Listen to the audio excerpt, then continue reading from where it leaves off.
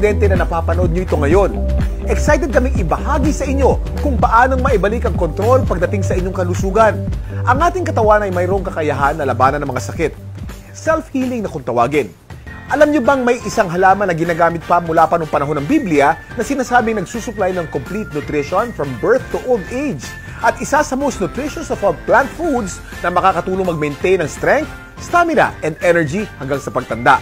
Alam niyo bang Sante Barley lang ang kaisa-isang kumpanya na certified organic barley grass from New Zealand? Ito ay certified by BioGrow na isa sa leading certification agency sa New Zealand. Dahil dito, walang iba pang kumpanya sa Pilipinas ang may organic certification na katulad ng hawak ng Sante Barley.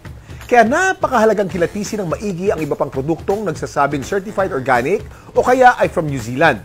Iba pa rin ang tunay na certified. Ito yung mahalagang assurance ng kalidad ng produktong iniinom mo. Sure na sure ka sa quality ng organic barley grass mula sa New Zealand ng Sante Barley. Bakit mahalaga na manggaling to sa New Zealand? Ito'y dahil sa napakaganda ang napakalinis na hangin, tubig at ecosystem na matatagpuan sa bayang ito na kasi sigurong purong-puro at siksik sa nutrients ang barley.